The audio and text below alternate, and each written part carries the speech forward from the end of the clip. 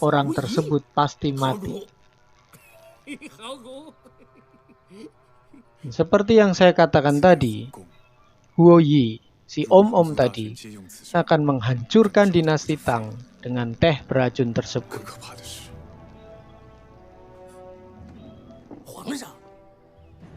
Berpindah ke kantor Dalisi, Yuji yang sedang memikirkan cara untuk mengungkap kasus naga laut menerima pesan dari di dalam ikan yang sudah dimasak.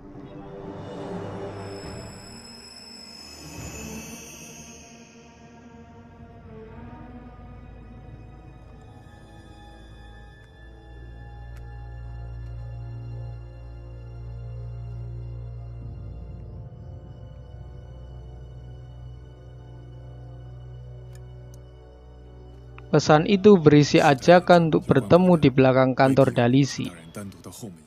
Yuji yang dipenuhi emosi karena stres akan dipenggal kepalanya, ia pun melompat sampai menjebol genteng kantor. Sialan.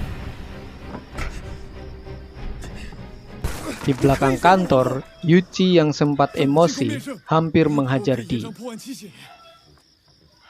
Karena Di berhasil meyakinkan Yuji untuk menghadap ratu, mereka pun kemudian pergi ke istana. Di istana, mereka berusaha keras meyakinkan ratu kalau teh yang selama ini diminum keluarga kerajaan telah diracuni dan itu akan membahayakan kerajaan.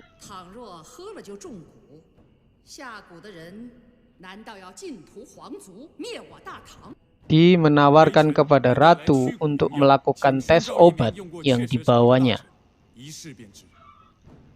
Akhirnya, ratu pun setuju dan memanggil salah satu pejabat bernama Menteri Ding yang sering meminum teh lidah burung. Karena rasanya aneh, Di meyakinkannya kalau obat itu akan memperpanjang umur 1 tahun.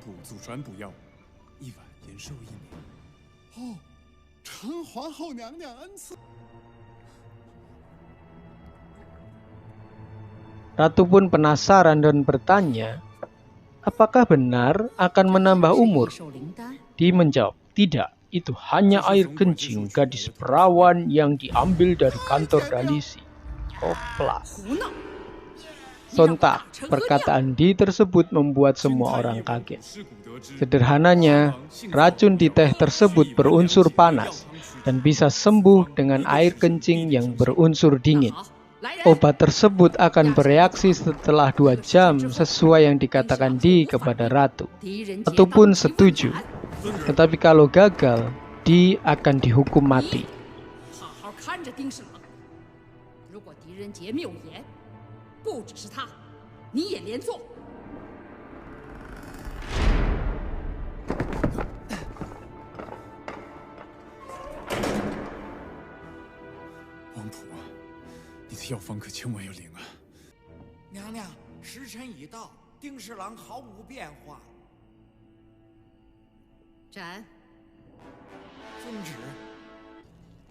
Hampir dihukum mati karena tidak tepat 2 jam, tetapi akhirnya obat tersebut bekerja.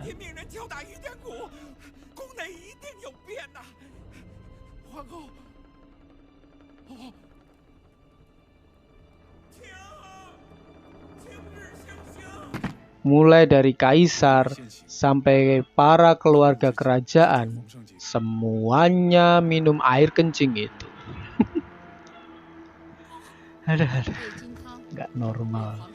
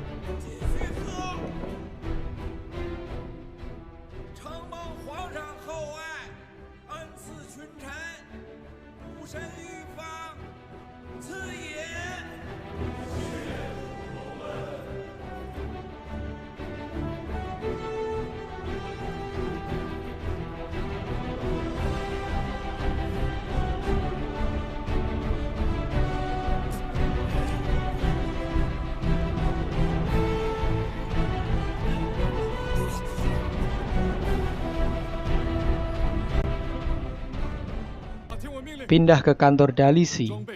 Di dengan jabatan baru sebagai komisaris kerajaan, memerintahkan semua pasukan Dalisi menangkap orang Pulau Timur di selatan kota. Tetapi, hal ini adalah jebakan untuk memancing si pengkhianat keluar dari sarang.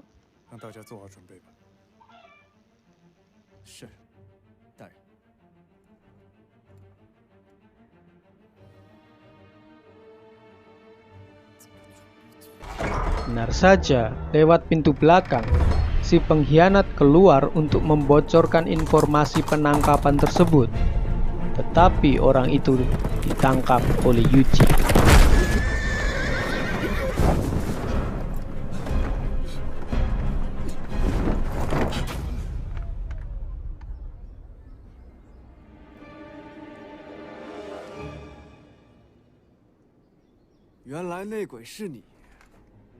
Seperti yang saya katakan sebelumnya, kalau si pengkhianat adalah karyawan penjaga pintu masuk Dalisi.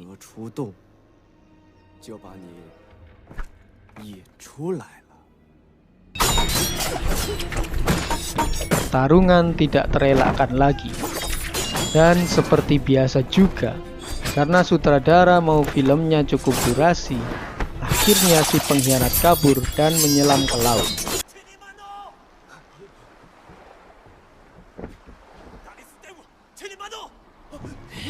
Tidak hanya kabur, tetapi si pengkhianat dan gerombolannya juga memanggil si naga laut.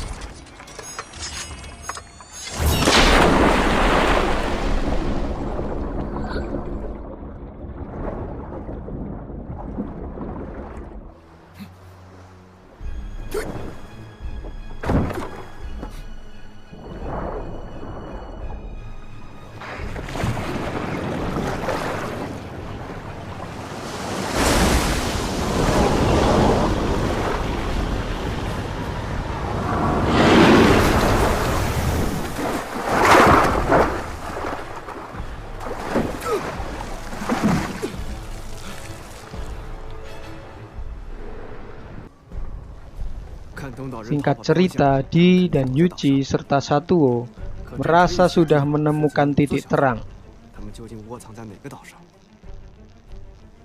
Tetapi karena Pulau Timur yang dimaksud masih belum diketahui, mereka lalu menanyai Yuan Shen yang memang pernah dikurung di pulau itu.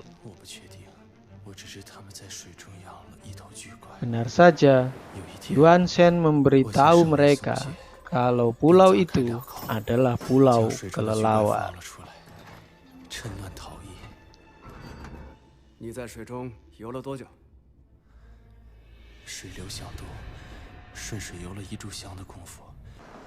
Paginya, Yuji, Di, dan Satuo langsung menuju pulau kelelawar.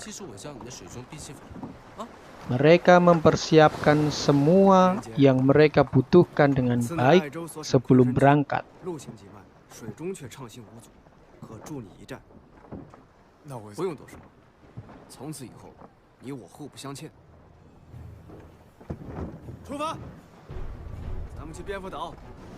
Selama perjalanan laut, mereka sengaja menjaga jarak dengan pulau kelelawar sebagai strategi untuk membuat kewaspadaan musuh melemah.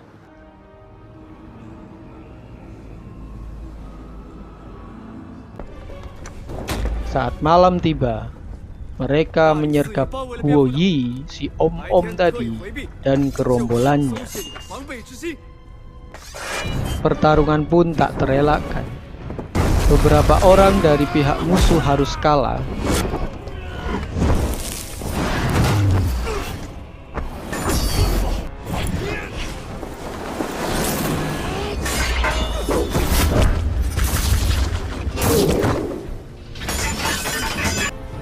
Si pengkhianat harus mati, karena saat bertarung dia berteriak dan mangap terlalu lebar sampai menelan ulat beracun.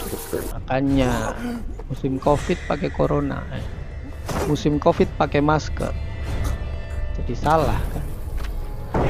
Karena terdesak, Huo Yi kabur ke jurang bebatuan, tetapi bukan untuk lari, melainkan untuk bertarung di jurang itu.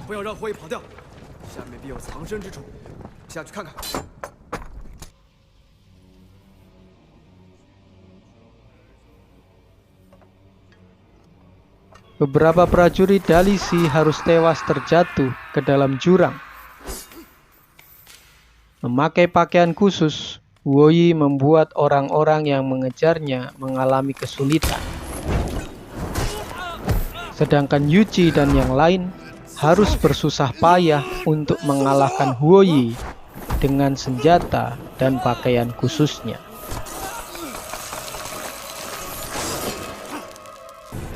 Akhirnya, dengan perjuangan dan doa emak, Huoyi bisa dikalahkan.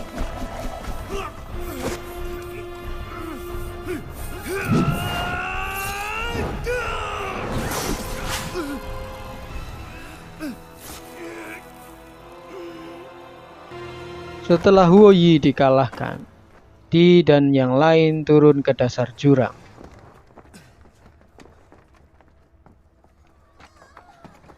Ternyata di sana terdapat banyak manusia yang ditahan karena tubuhnya sedang dipakai untuk mengembangbiakkan parasit.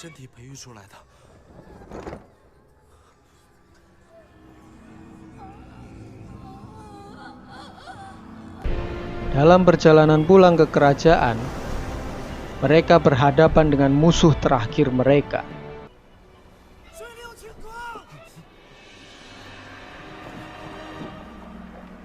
Tidak lain, tidak bukan adalah Sang Naga Laut.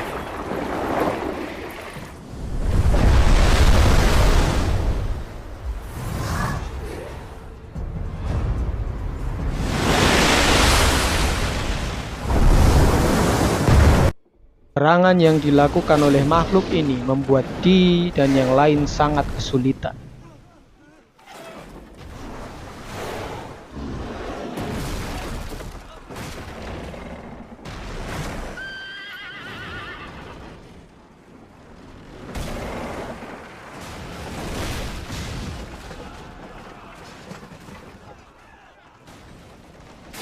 Beberapa kapal harus hancur karena serangan tersebut.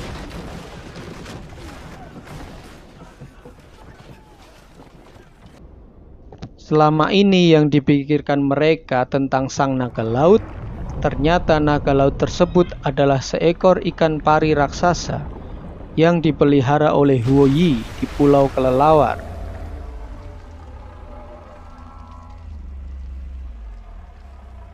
Ikan tersebut lepas karena Yuan Shen sengaja melepaskannya agar Yuan Shen bisa kabur dari Pulau Kelelawar. Di serangan berikutnya, ikan tersebut mampu menenggelamkan kapal Di dan yang lainnya.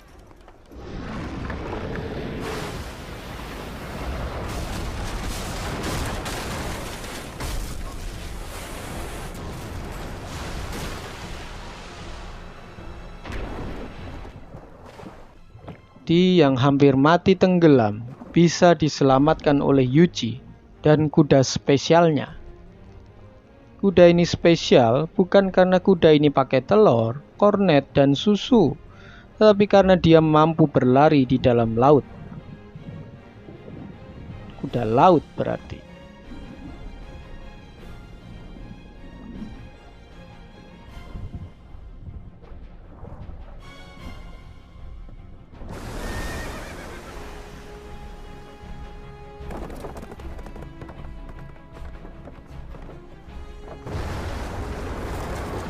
Sementara Di dikejar oleh ikan itu, Satuo melihat saat yang tepat untuk memakai senjata ikan beracun.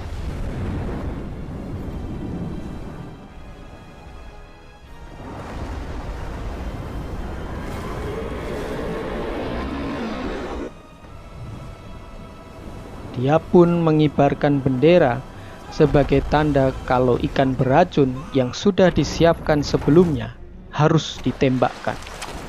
Yuji yang tidak mau kalah melompat memakai ketapel ikan dan menembakkan 3 anak panah yang membuat mata ikan itu menjadi katarak. Tapi kok merah bukan putih? Kan katarak berarti. Nah, sudahlah.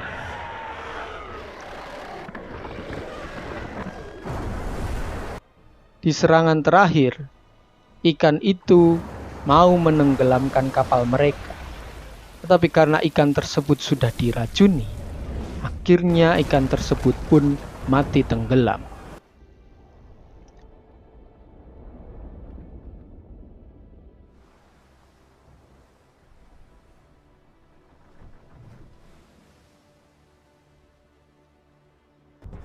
Setelah itu, Yuchi dan Di kembali ke istana.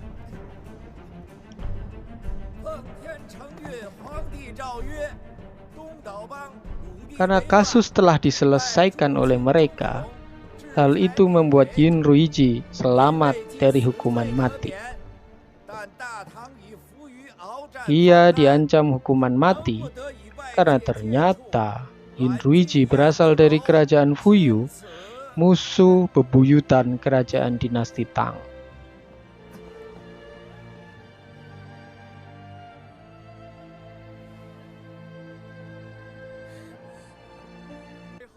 Tidak hanya itu, Di berhasil mendapat penghargaan dari kerajaan berupa pedang dari batu meteor yang lebih keras dari besi atau baja manapun sebagai simbol menumpas kejahatan tanpa pandang bulu.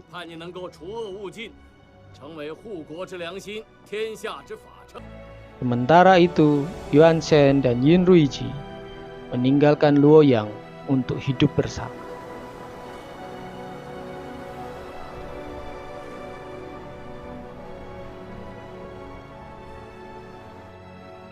Tomat.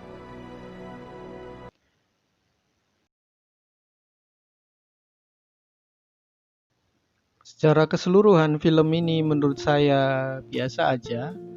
Alurnya awalnya cukup memusingkan karena balik sana balik sini, tidak konsisten dengan benang merah, tetapi ya akhirnya saya bisa memahami dan menikmati film ini.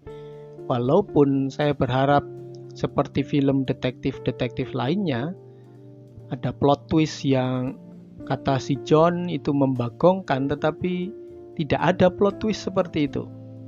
Dan saya berharap juga karakter dari tokoh-tokoh yang ada bisa diungkap oleh sutradara, seperti Di yang dijelaskan dia dipromosikan sebelum di Luoyang, itu juga tidak dijelaskan latar belakangnya oleh sutradara. Tetapi ya overall film ini cukup bisa dinikmati. Dan hikmah yang saya bisa ambil dari film ini adalah jangan jadi orang yang baperan seperti Huoyi, si om-om, yang akhirnya menghalalkan segala cara untuk menghancurkan orang yang membuat dia baper. Jadilah orang pemaaf, bukan pendendam. Terima kasih viewers sudah menonton video ini. Dan jangan lupa like dan komen kalau ada film yang menurut viewers saya mampu dan bisa untuk membuat alurnya. Silahkan komen dan jangan lupa subscribe dan nyalakan lonceng notifikasi supaya saya dapat duit dari AdSense untuk mengganti kopi dan uang parkir yang saya pakai untuk ngedit di warung kopi yang ada wifi gratisnya. Terima kasih, salam karyawan serabutan Indonesia.